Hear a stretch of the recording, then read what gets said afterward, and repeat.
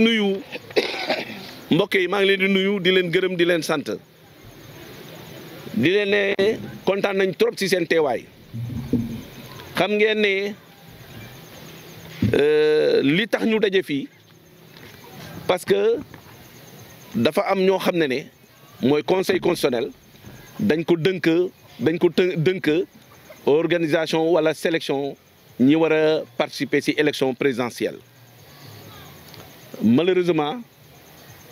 bu mu tànnee ñaar fukki nit ak benn mu sepp ci Karim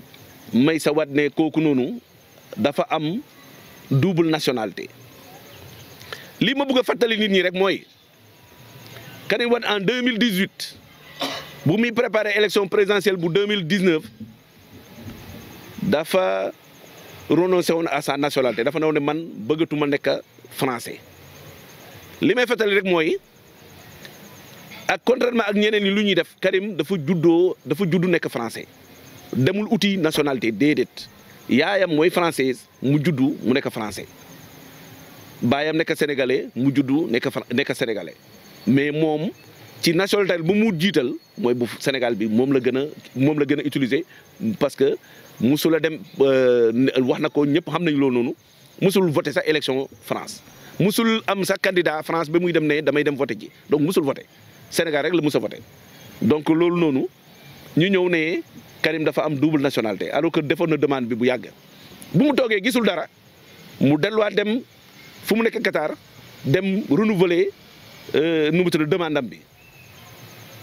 au mois d'octobre le 26 octobre ñu toog ba le 17 janvier France delloo ko récupérer nationalité am bàyyi ko mu nekk sénégalais librement le 17 le 20 conseil constitutionnel daje pour tànn ñu war a fekkee ñoo war a bokk ci élection bi moom ñu seppi ko ne ko non yow amuloo exclusivement nationalité sénégalaise loolu mu doon lu doy waar parce que bu ñuy jël dossier mi le 20 fekk na boobu noonu décision décret bi signé nañ ko ne Karim nekkatul candidat nekkatul français conseil constitutionnel bu muy statuer waroon na mun a jël décret boobu noonu mu ne Karim fu mu ne nii moment bu may jël décision nii Karim nekkul de nationalité française mais exclusivement de nationalité sénégalaise defuñu loolu nag moo jaaxal nit ñi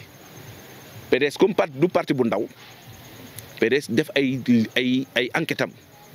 mu commencé lijjanti ba gis ne ci ñoom waa PDS lu ñu wax mooy ne dafa am ñoo xam ne dañ leen ger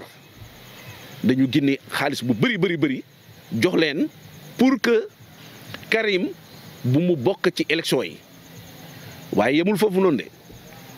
dafa am ñuy jox tam xaalis pour que ñu valider seen candidature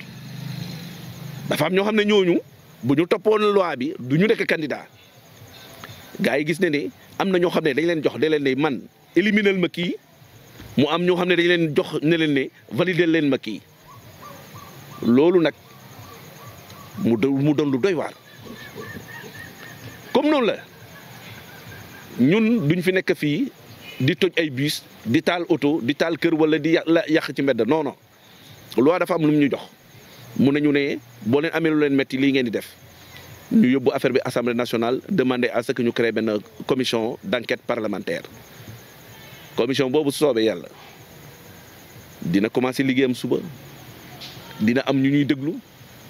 lu PDS dugal ci versé ci dossier bi buñ ko toppee Sénégal du réewu cuune dinañu gis ne lu PDS di wax loolu am na te su boobaa ñun ñu xam ne Karim day dellu si day bokk. day bokk de. ñi nga xam ne dañ découragé woon na ngeen delloo seen xel continuer liggéey sur le terrain parce que Karim day bokk. day bokk de. day bokk forcé. enquête bi dina wone ne Karim dossier am baax na mais parce que lu ñu jot moo tax ñu invalider sa candidature di ngeen gis ñoo xam ne seen dossier baaxul mais lii moo tax ñu valider seen candidature lii moo tax bu ñu ñëwee yéen ñëpp da ngeen war a mun a jaaxle lan moo tax bu ñu ñëwee dugal nu mu tudd bëgg a demande nu mu tudd commission d'enquête parlementaire même waa réew bi waa nguur bi ñu d'accord ci loolu ne dañ ko def parce que même ñoom ci seen biir am na ñoo xam ne maîtriser wuñu ko am na ñoo xam ne xam nañu ne lii am na lu fi ñuul waaye comme le président Macky Sall day waaj a dem xam naa day bañ ñu ñuulal soowam donc moo loo tax mu bokk ci ñoo xam ne peut-être ñu ngi jéem a gën a jàpp ci commission d'enquête bi pour que mu mun a leeral parce que buy leeral wóor na moom mii moom peut-être mu ngi jàpp ne kenn du ko ci taxal donc dina ne man dama ci set bokkuma ci waaye ñun ku ñu ciblé mooy Amadou Ba ma Karim Wade bu ñu waxee Thierno Sall rek da dina calculer ne Amadou Ba moo nekk ci gannaaw Thierno Sall ku ko fi xam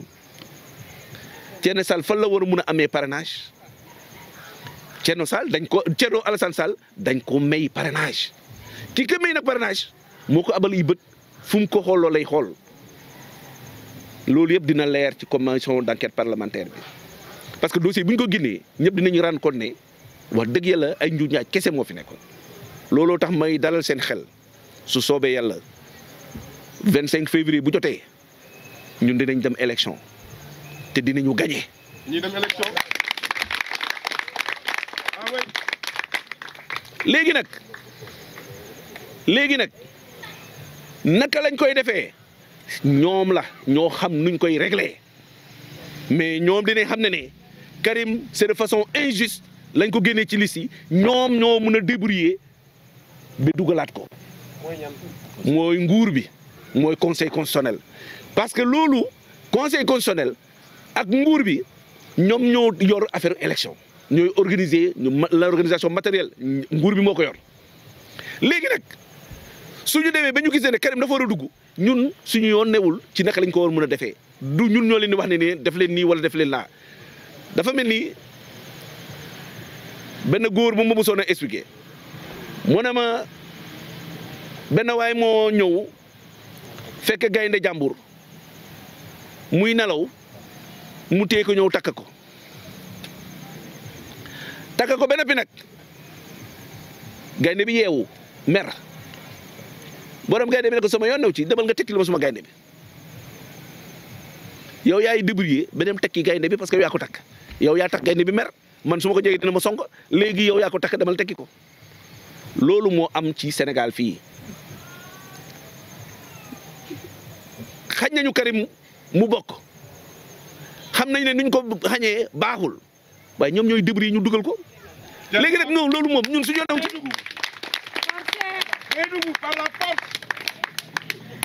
dañuy doxal élection suñu yoon new ci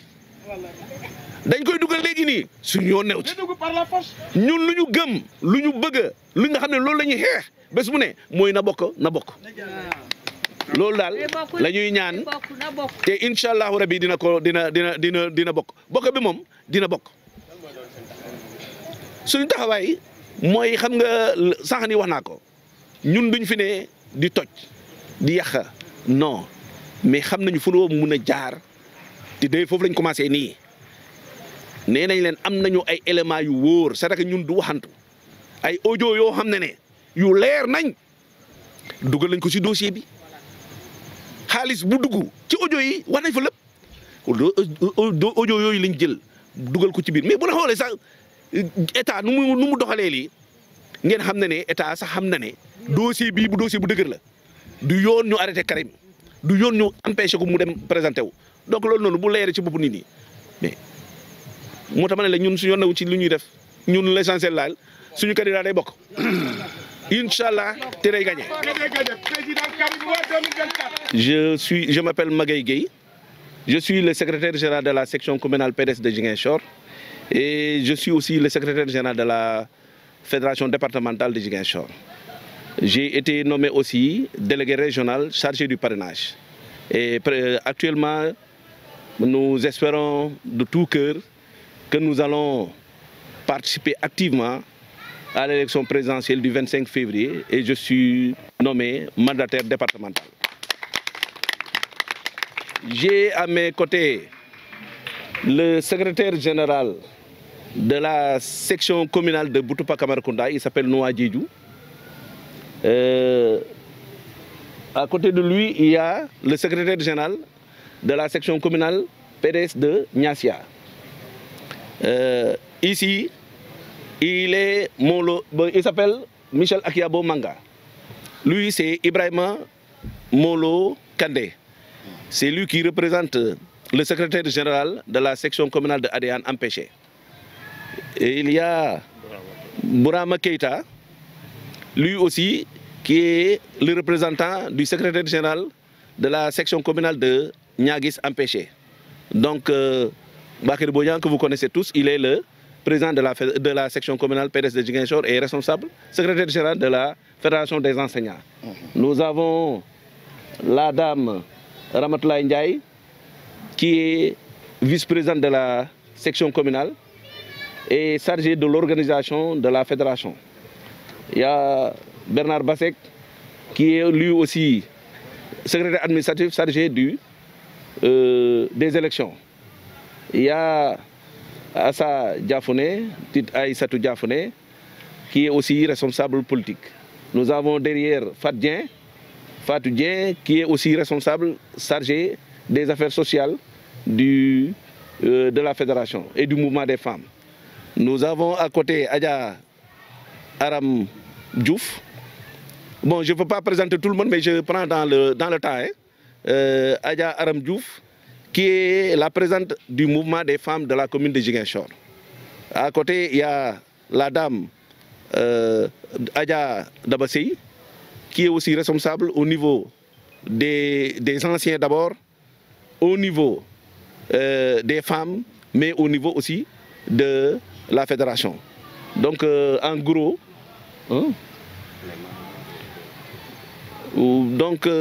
oui, bon, peut-être que, voilà. En gros, je sais que ça va être compliqué de présenter tout le monde, parce qu'il y a beaucoup de responsables ici, aussi bien des représentants de toutes les communes et de toutes les sections du département. Maintenant, nous allons démarrer, parce que vous savez, il y a quelques jours, on a assisté à quelque chose d'extrêmement grave au Sénégal. C'est l'invalidation de la candidature de notre frère candidat Karim Meïssa Wade par un conseil constitutionnel qui a, depuis le 20 janvier, une autre mission autre que celle qui lui a été assignée. Donc, je vais lire un peu le texte, notre déclaration aussi au niveau de Ziguinchor. Et maintenant, je vais me soumettre à vos questions s'il y en a. La Fédération départementale de Ziguinchor,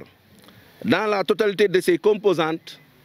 organise ce point de presse pour dénoncer, avec la dernière énergie, l'arbitraire du Conseil constitutionnel du Sénégal qui, par la décision numéro 02 2024 du 20 janvier 2024, établissant la liste définitive des candidats à l'élection présidentielle du 25 février 2024, a exclu M. Karim Meïssa Wade de la liste des 21 candidats présélectionnés. Se fondant sur le fallacieux prétexte d'une prétendue double nationalité de Karim Meïssa Wade qui n'existe plus, le Conseil constitutionnel a tout faux dans son verdict, car il aurait dû tenir compte de la rétroactivité de la loi pour admettre que Karim a renoncé à sa nationalité française depuis 2018. Et pourtant, cette même notion de rétroactivité a été appliquée dans d'autres affaires, comme celle de Ousmane Sonko, pour avoir un élément probant du rejet de sa candidature à la présidentielle prochaine. Il s'agit là d'une violation flagrante de la loi, émanation d'une justice à deux vitesses, manipulable à dessein par l'élite au pouvoir, dans le seul but de perpétuer au pouvoir est de continuer dans la prédation et l'exploitation des populations. L'utilisation de l'institution judiciaire à des fins politiques politiciennes et de traque aux opposants constitue un précédent dangereux qui menace la paix sociale et la stabilité nationale. Le Conseil constitutionnel, en raison de son indulgence intellectuelle, a mené des investigations sérieuses et profondes pour aboutir à des résultats probants, ne saurait résister à des tentatives de corruption. Justement, la Fédération de Ziguinchor n'a aucun doute de la partialité de cette institution et soupçonne ses membres de corruption dont le maître d'œuvre n'est personne d'autre que le candidat de la coalition Benno Bokk Yakaar. La Fédération départementale de Ziguinchor accuse carrément le Premier ministre Amadou Ba d'être la main invisible qui se cache derrière l'éviction de son candidat, dont le poids politique et la vision programmatique portent largement atteinte à ses chances électorales et constituent en même temps une menace flagrante de la dynamique de continuité France-Afrique dans laquelle il s'est ouvertement inscrit. Partant de ces constats, la Fédération exige la révocation sans délai d'Amadou Ba de son poste de Premier ministre pour haute trahison et appelle le peuple sénégalais à lui barrer la route, car il serait dangereux de confier les destinées du peuple sénégalais à un tel individu, expert dans les combines politiciennes, des coups bas, la trahison et la magouille.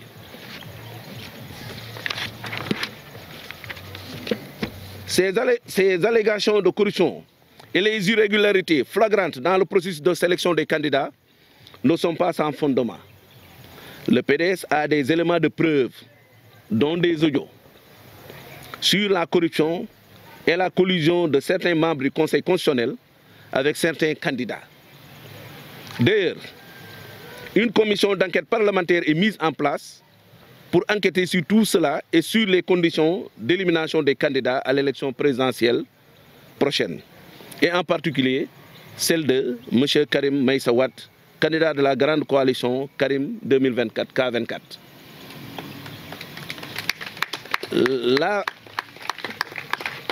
La Fédération de Ziguinchor se dit prête à engager le combat pour le rétablissement immédiat de son candidat dans ses droits et menace sans demi-mesure d'empêcher le bon déroulement du scrutin si le PDS ne participe pas à l'élection. Le PDS est un grand parti qu'il n'est pas imaginable de laisser à la traîne d'une élection présidentielle aussi capitale que celle de 2024. Alors, pour éviter tout désagrément lié à des perturbations sur le bon déroulement du vote et la crise post-électorale qui pourrait s'en suivre, la Fédération départementale de Ziguinchor pose comme évidence la réintégration de Karim Meïssa Wade dans la course à la présidentielle prochaine, quitte à décaler la date de la tenue du scrutin, car il y va de la stabilité nationale et du destin du peuple sénégalais. Vive la République du Sénégal, vive le Parti démocratique sénégalais, vive le président Karim Meïssa Wade.